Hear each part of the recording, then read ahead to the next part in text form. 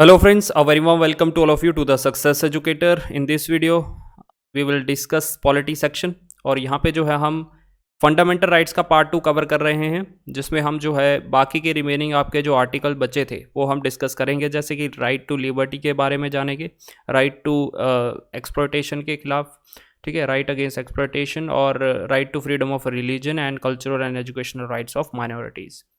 तो ये जो है आर्टिकल पेंडिंग जो बचे थे ये काफ़ी इंपॉर्टेंट है। जो भी हिमाचल प्रदेश गवर्नमेंट एग्ज़ाम की तैयारी कर रहा है उन सभी के लिए ये लेक्चर काफ़ी इंपॉर्टेंट रहने वाले हैं।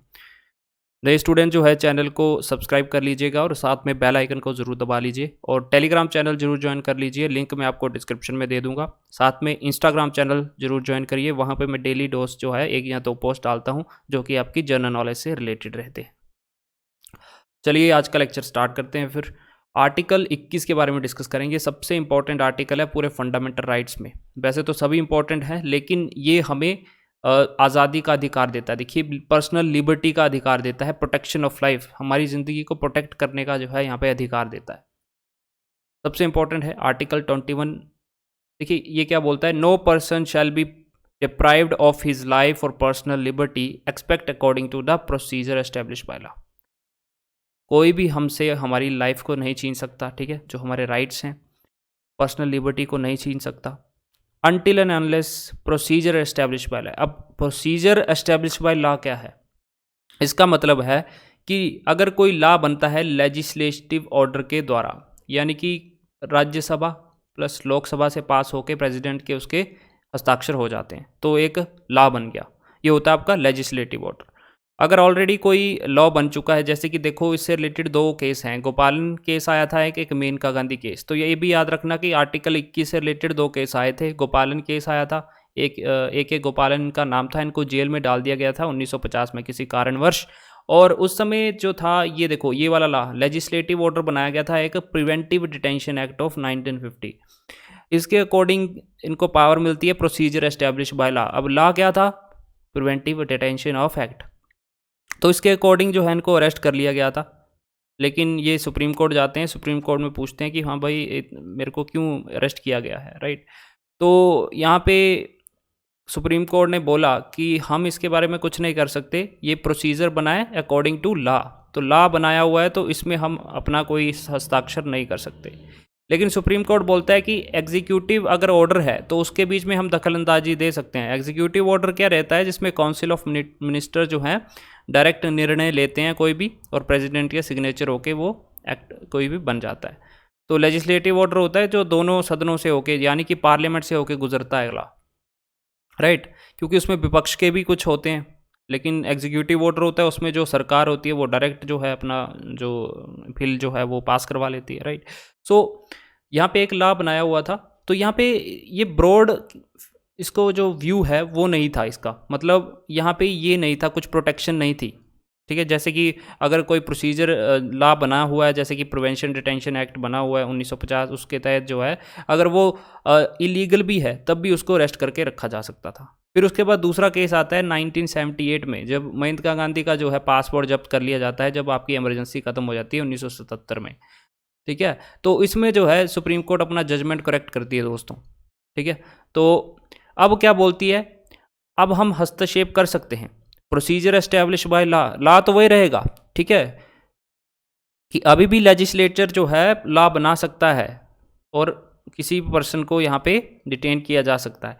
लेकिन यहाँ पे बोला कि अगर वो अनरीजनेबल होगा, अनफेयर होगा, तो हम क्या है उसको नल एंड वॉइड करार देंगे, ठीक है। तो यहाँ पे सुप्रीम कोर्ट ने अपनी जो खामियां थी उसको सुधारा मेनका गांधी के केस में। तो यहाँ से पर्सनल लिबर्टी और प्रोटेक्शन ऑफ लाइफ का जहाँ पे कॉन्सेप्ट निकल के आया, यानी कि फुल पावर जो है यहाँ पे 1978 में इस आर्टिकल को मिलती है, राइट। आई होप आपको थोड़ा समझ आ गया। अगर नहीं समझ आया तो कमेंट बॉक्स में लिख दीजिएगा, मैं फिर से समझा दूँगा, राइट। समझना आपको, वैसे तो अलाइड ल्यूड एग्ज़ाम के जो आपके पेपर होते हैं उसके लिए आपको समझना पड़ता है कि पूरा आर्टिकल है क्या। बेसिकली आपको फैक्चुअल इन्फॉर्मेशन यहाँ पे याद रखना है कि आर्टिकल 21 क्या बोलता है, किसके बारे में बोलता है।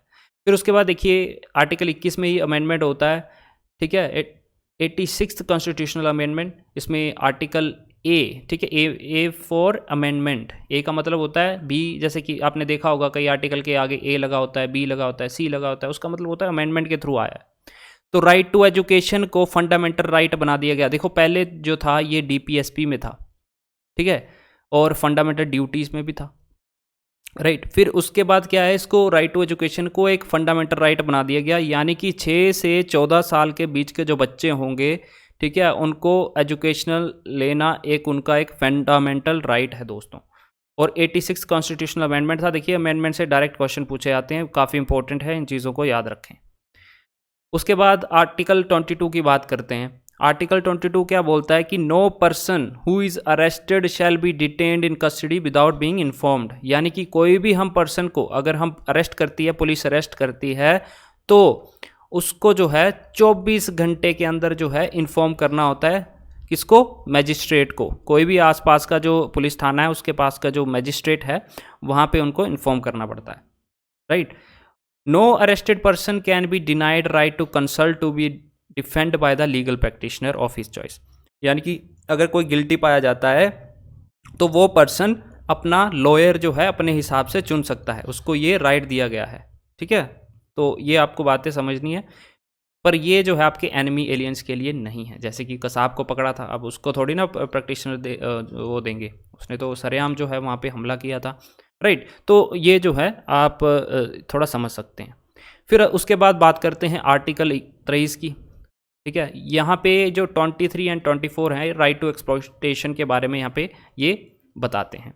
यानी कि आर्टिकल 23 क्या बोलता है, ये वर्ड याद रखो, mainly traffic in human being या फिर बैगर, ह्यूमन ट्रैफिकिंग करना प्रोहिबिटेड किया गया है आर्टिकल 23 के द्वारा दोस्तों, ये याद रखना, ठीक है। तो आर्टिकल 23 किसके बारे में बोलता है? Trafficking in human being, it is prohibited. Then article 24 ये बोलता है आपकी चाइल्ड लेबर के बारे में, ठीक है। तो अगर आपसे पूछा जाएगा चाइल्ड लेबर से रिलेटेड कौन सा आर्टिकल है, आर्टिकल 24 जो बोलता है no child below the age of 14 can be employed to work in any factory और फाइन, ठीक है। 14 साल से नीचे का कोई भी बच्चा है वो ना तो फैक्ट्री में काम कर सकता है, ना तो किसी माइन में काम कर सकता है, मीन्स कि कोई भी हजार्डस एम्प्लॉयमेंट में जो है जहाँ पे जीवन का खतरा है वहाँ पे वो काम नहीं कर सकता, राइट। तो 14 साल से नीचे वाला, ठीक है। लेकिन हम भारत में क्या देखते हैं, हमारे आसपास मिलते हैं कई बच्चे जो काम करते हैं, फोर्स लेबर की तौर पे काम करते हैं, right, but it is illegal according to fundamental rights. Then we will move to article 25 to 28, और ये क्या बोलते हैं, right to freedom of religion, यानी कि जो हमारे धर्म की स्वतंत्रता का जो है यहाँ पे हमें अधिकार देता है। आर्टिकल 25 क्या बोलता है, हम किसी भी रिलीजन को उसको प्रोपगेट कर सकते हैं, उसको मान सकते हैं, ठीक है, राइट, बट वो सब्जेक्ट टू है पब्लिक ऑर्डर, मोरालिटी और हेल्थ। समझ रहे हो बात को?